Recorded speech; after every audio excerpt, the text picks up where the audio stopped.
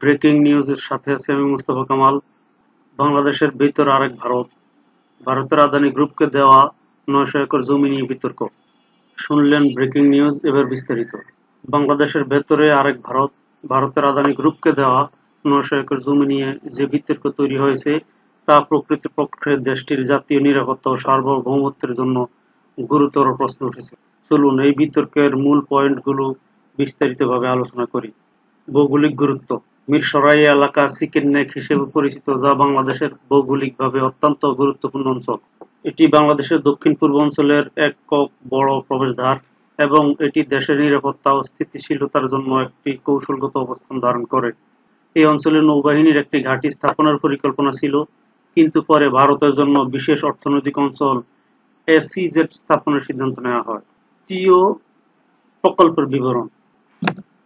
২০১৫ সালে বাংলাদেশের প্রধানমন্ত্রী শেখ হাসিনা এবং ভারতের প্রধানমন্ত্রী নরেন্দ্র মোদী এক যৌথ চুক্তি স্বাক্ষর করেন, যার মাধ্যমে আদানি গ্রুপকে এই জমি বরাদ্দ দেওয়া হয়। এতে মিরসরাই অঞ্চলে একটি বিশেষ অর্থনৈতিক অঞ্চল এসইজেড গঠনের প্রস্তাব ছিল, যা ভারতীয় ব্যবসা ও বাণিজ্যকে সুবিধা প্রদান করবে। ২০১৯ সালে আদানির সঙ্গে একটি সমঝোতা স্মারক মৌ স্বাক্ষরিত হয়।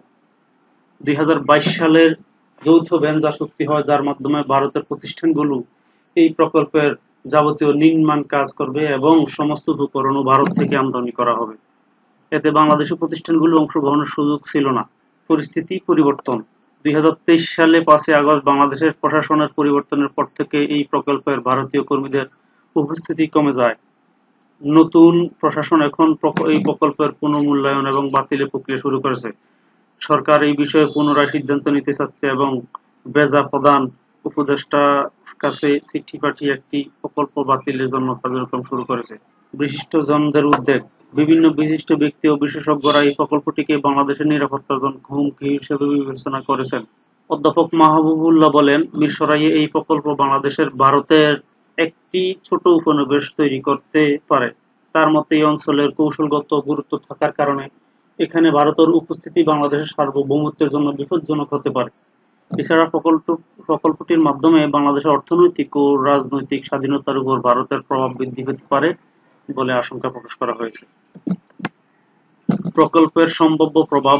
প্রকল্পটি যদি বাস্তবায়িত হয় তবে এটি বাংলাদেশের অর্থনীতিতে কিছু ইতিবাচক প্রভাব ফেলতে পারে, যেমন কর্মসংস্থান সৃষ্টি এবং বিদেশি বিনিয়োগ বৃদ্ধি, বৈদেশিক বাণিজ্য এবং অর্থনৈতিক অঞ্চলের উন্নয়ন, বাংলাদেশের জন্য ভারতীয় বাজারে আরও প্রবেশাধিকার। তবে এটি দীর্ঘমেয়াদে বাংলাদেশের সুরক্ষা এবং রাজনৈতিক স্থিতিশীলতার জন্য বিপজ্জনক হতে পারে, যা সরকারের বর্তমান মূল্যায়ন এবং পুনর্বিবেচনার প্রক্রিয়াকে ত্বরান্বিত করে। উল্লেখযোগ্য সমালোচনা। প্রকল্পটি সবচেয়ে বড় সমালোচনা হচ্ছে যে এতে বাংলাদেশের পক্ষ থেকে কোনো উল্লেখযোগ্য অংশগ্রহণ নেই এবং ভারতের জন্য এমন একটি বৃহৎ এবং গুরুত্বপূর্ণ জমি বরাদ্দ করা হয়েছে যা দেশের সার্বভৌমত্বের জন্য প্রশ্নবিদ্ধ হতে পারে।